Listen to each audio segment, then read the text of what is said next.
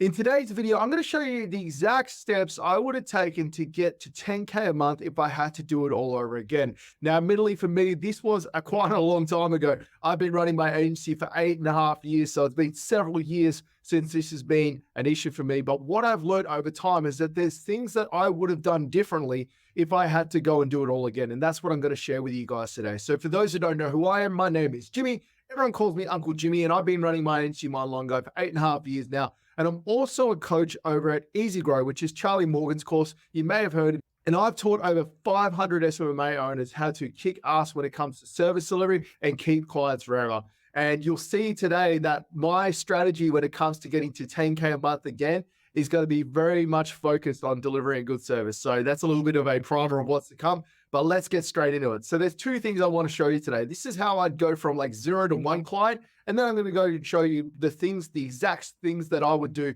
to go from 1 client to 10,000 a month, which for you might be 10 clients, might be 8, 12, but let's aim for 10K. So the area we're going to start with is our focus. The thing is, when you're doing anything in the digital space, you need to have a focal point for your energy. When I talk to a lot of the people that I coach, one of the biggest problems they have is they don't have a focal point for energy, and all of a sudden they do a whole bunch of stuff that doesn't tip the needle. So we need to have some core focuses, and then we can go into some of the specifics of what we require. So we're going to be focusing on this part here, which is my focus. So my focus, if I was to go from 0 to 1 client again and get my first client, would be keeping costs down, which is something that I see a lot of people doing. Is, let's say you decided to take a leap into the SMMA space and you have $2,000, right, to your name. They'll either do one of two things. They'll either go ahead and spend that on a course, or they'll go and invest in things like Go High Level and tools like that, which they actually don't need at the very start. They don't realize that cash is the fuel that keeps your agency going, and it's super important. So my focus would be primarily to keep my costs as low as possible as I'm getting started, and my other focus would be getting paid to learn. So there's obviously a lot of things you'll need to learn in the SMMA space or the agency space if you want to get started in it, right? So the best way to learn this stuff is to get people to pay you to learn it. So that would be my other focal point, is getting paid to learn. And my focus would be solely on getting clients and nothing else. I wouldn't be building out any service delivery strategies. I would just be focused on getting clients and making sure that the clients I do get have a really good entry point into our agency, and cash is king. My focus would be going, cash is cash. You know, this old saying goes, $20 is $20, right? If someone is willing to give you money to do something, don't turn your nose up at it. I can honestly say with my hand on my heart, part of the reason my agency survived is because at the start, when I was getting established, I was willing to do anything. It didn't matter if it was within my niche, didn't matter if it had to do with Facebook ads. If someone wanted me to make them a banner, I would do it, because A, I was getting paid to learn how to do things, and B, cash is king. Cash flow is what keeps agencies going. And at the start, it's especially important because the gap between what you're making and your expenses is so much closer. So let's talk about my offer. I know offer is a big thing in the marketing space, but this is how I'd sort of phrase and think about my offer. I would not have an offer that's guaranteed based. Yes, it will help you get more clients initially. Really, do you want to work with a client where your anxiety levels are at the peak because you've guaranteed something and you're not even sure if you're going to be able to get it? So I don't think I'd make my offer guaranteed based. I think I would just really pitch what I'm going to talk about in my acquisition and sales strategy. And I would also go in with a niche in mind, but I wouldn't niche down. So I would pick a niche and I would really sit down and decide what path I want to take in the SMMA space. I would be focusing on a niche for my high volume, low touch strategies, but it wouldn't be my primary focus. Like if I got someone in that niche, awesome. But if someone comes to me like a friend or a neighbor or a family member and they want some Facebook ads done and they're a plumber, and let's say my niche is home renovations, I would still be doing that because A, someone is paying you to learn, and cash is king, right? We've got to remember what our primary focal points are. It's not about niching down and building the most optimized agency at the start. It's about getting cash into your business and getting paid to learn. Those are our priorities. So let's talk about the acquisition strategies I would use.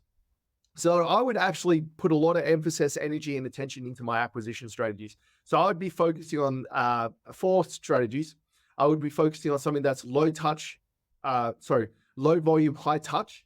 Now, what I mean by low volume, high touch is it's stuff that takes more effort to do, but it gets a better yield and a better result. Now, I would be using my Come Bearing Gifts emails. Now, this is a strategy we developed in my little guild that we got in Service Lorry Kings. We found it, I dug through the archives and found an email the other day that we're developing into a strategy. But effectively what you would do is you would look at people's Facebook ads and things like that, and then send them an email with like lines through the bits that they would change, getting permission to send them a longer Loom video going through that. That's the general gist of it. The reason you want to have like a low volume, high touch strategy is because once you've got your high volume, low touch strategy set up, you need something to like fill out your days. Now, generally what people do to fill out their days when they don't have clients is they waste their times on automations and crap like that. And that's not what you should be focusing on when it comes to your first couple of clients and your first client.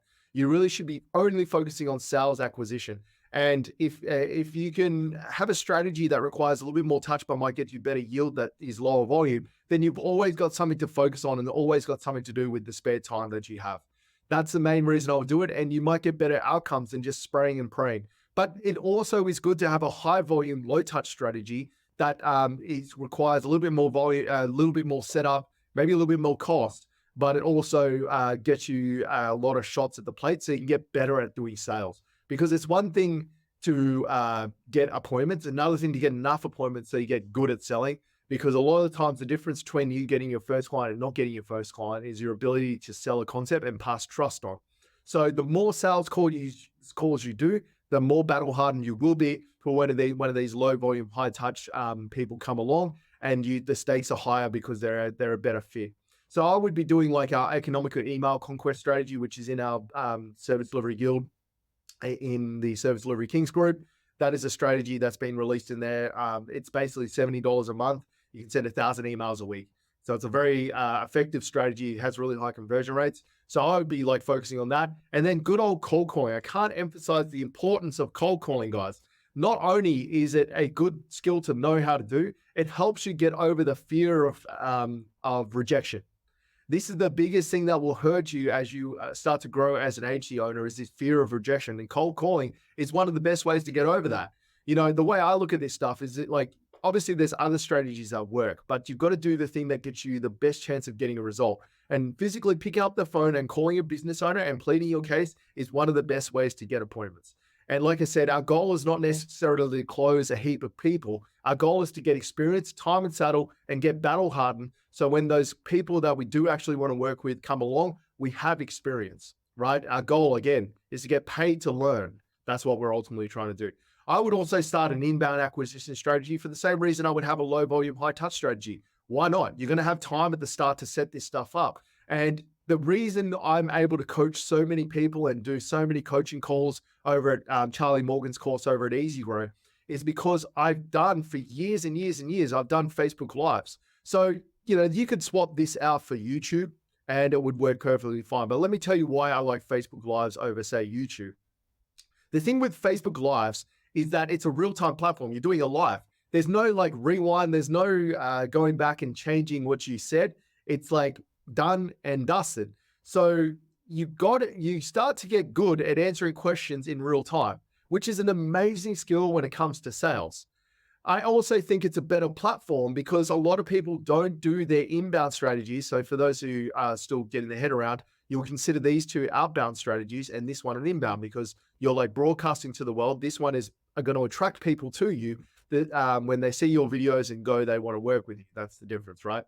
But, you know, the thing with YouTube especially is that you got to think of a thumbnail, you got to think of a title, you got to think of a topic, and you got to record it. And then you go, oh, it's not right. So you re-record it. It's all friction to stop you from doing it.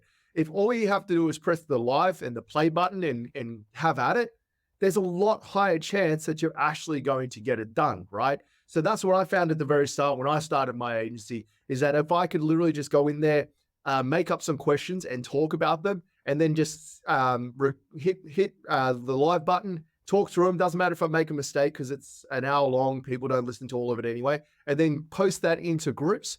That was a super effective strategy. And I haven't done it in 3 years and I'm still getting about 5 leads a month from it. So it's an accumulative effect. The more you do it, the better it works. So you might as well start while you have the time and your focus is on acquisition. And then I would also broadcast to the world that you're starting your marketing agency. You would be pleasantly surprised how many people just pop out of the woodwork if people know that you're on the market doing this stuff, right? You might have a cousin that runs a business, you might have an auntie or an uncle that runs a business that wants to give you a shot. Again, our goal is not to be the most optimization that's working in a very specific niche. Our goal is to get paid to learn and to get cash flow into the business. So if that's your uncle giving you a crack, that's as good as getting a client because you're getting paid to learn. The stakes are low, and cash is king. You're getting cash flow within the business. So I'd broadcast to the world on Facebook and on Instagram that you've started your agency. And if anyone needs any help with their Facebook ads or Google ads or websites or anything, just to let you know. I think that acquisition strategy will work amazingly well. And a lot of people don't do it because they've got imposter syndrome. I think when you broadcast to the world that you're doing this, there's actually a bigger chance that you're going to get it done. Whereas if you don't broadcast to the world, there's less of a chance of people that it's going to get done, right? So I would definitely keep that in consideration as well. The next thing I would do is say that I want to talk about is my sales strategy. So we talked about the ways we're going to acquire people. This would be what I actually do on my sales calls and my sales strategy. So I would operate with no guarantee. I think I mentioned that earlier, but if you have a guarantee, it just adds unnecessarily stress to your life, and you honestly don't need to sell one. I have gotten to 7 figures, and I've been at 7 figures for a long time, and I have never sold with a guarantee. It just changes the way you sell, but you don't need a guarantee to succeed in this space, contrary to what all the gurus say. I would also be honest about my skill set and experience. I see a lot of people pretending and faking it till you make it. I personally think this is freaking terrible advice, and that's just my opinion, of course, but do you really want to start your relationship with the client you're working with on a lie? Is that really the best way to start your working relationship? Whereas if you were just honest and transparent to this client and said, hey, look, Mr. Client, I don't have a huge amount of experience, but what I lack in experience, I make up in the fact that I'm going to work harder for you than anyone else has worked for you in your life. Don't you think there'll be businesses out there that will still give you a shot? Do you think that all business owners care about is whether you have experience or not? No way. It pays to be honest in this space, and it pays to be transparent. You just got to not look at the fact that you don't have experience as a negative and use it as a competitive advantage, because if you don't have experience, you're going to be way hungrier than I am. So if people want to work with someone that's hungry and driven and is going to work super hard for them and work 20 hours a day for them, they're going to pick someone that maybe doesn't have as much experience because they know that's what's going to happen. So that's what I would be focusing on, is just emphasizing the fact that I'm a good guy and I'm going to work super hard for you. And yes, I understand you're rolling the dice if you work with me, but you're going to get amazing results because I'm going to work harder than anyone else. I would also work primarily for testimonials only. I think testimonials are the secret. I think testimonials are where I would sort of end up at. And I would just be trying to get people to give me a testimonial and pay me to work for them. So if you don't get huge amounts of cash from these people, that's not the primary goal. The primary goal is to get some social proof and get people to listen to you, get people to give you a shot, and get paid to learn, right? So as long as someone's paying for their ad spend and you get a chance to practically work on a Facebook ads campaign or Google ads campaign or whatever you want to do, that's like the best outcome. It's not about making as much money from this person at the very start. You have no experience, man. You got to get that experience somewhere and somehow. And I would also focus on, instead of doing a one call close, I know this is pitched a lot in the SMMA space, just get them on a call and use your sales ability to pitch them on one close. I would actually focus on getting on a discovery call with them, learning their pain points and really learning about the business, and then sending them a proposal. Now, the reason I would do it specifically this way is because it creates a different dynamic, because when you learn this stuff, you got to suck at selling it right at the start because you have no experience. You have no idea of what's coming. Whereas if you just listen to the business and you make the primary focus of the call that you do with them to listen to them and listen to their pain points, then you can go back, think about what you're going to say, make a proposal and make a Loom video over the top of it. And you can really think about what you're going to say in that. And you can really focus on making sure that you sell the pain points and you offer them the solution to those pain points. It's a way better and more effective strategy for someone that doesn't know how to sell than just trying to teach salesmanship and go like, oh, just be like Charlie Morgan and sell on one call. It's like, not everyone can do that, you know, especially at the start. It's a far more effective strategy. And it's a strategy I still do to this day, even though my agency does 7 figures, because it's an incredibly effective strategy. I'm going to be making a video on this strategy soon. So make sure to subscribe to the channel if you haven't, if you want to catch that video But this is how I would do it because it just removes a lot of the pressure to perform on every sales call. If your job is just to listen and find pain points and then do a proposal after the fact based around those pain points. All right. So from an operation perspective, the only operational thing that I would be focusing on is building out my onboarding strategy and having a way to get paid. That's the only other thing I would do is having a way to get paid. So setting up a Stripe account and having an onboarding strategy. You want to have your onboarding strategy set up because you don't know how quickly some of this stuff will work. You could go from like not having a client to having one client in like 3 hours.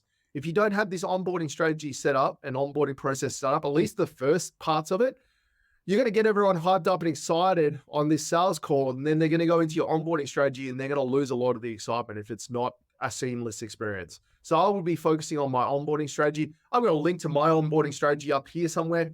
I would just go and watch that video. You can just steal and swipe my onboarding strategy. It's going to be super effective for most agencies. And that ticks that box. I would also offer a white glove service. This was supposed to say glove, not label. White glove service. I see a lot of people, and this ties into the effing of automation as well and stuffing automation as well. I see a lot of people who, instead of doing this and getting the work done from an acquisition standpoint, knowing that our job is to focus on getting clients, they use having to set up Go High Level or set up automations as an excuse not to do this stuff. And it's the worst thing you can do when you start. You don't need the automations. Why do you need automations if you don't have a client? If you got one client, you don't, even if you got 10 clients, you don't necessarily need automations. You can run an agency perfectly well without Go High Level and without a automated process for like that side of it. You don't need it. Just be mechanical. The one thing you will have when you start is time. You only need to focus on automation when you don't have the time anymore. This is probably the single biggest mistake I see agencies make actually, is they focus too much on automation and not enough on just getting clients. This should be your primary job. Like, the T-1000 Terminator in Terminator 2. He's chasing down John Connor. All he's doing is running towards the car. There's nothing else that he's focused on his mind and energy. Your job is to run down clients and like get them to buy off you. That's your only job. And then I would offer these clients a white glove service. Part of my sales pitch will be going, whoever has the faith to work with me first is going to get an experience no one else is going to get. I am going to be keeping you in the loop every day. I'm going to be focusing on making sure you know exactly what's going on. I'm going to be keeping, just give them the white glove treatment that no one else is going to be going to get after them.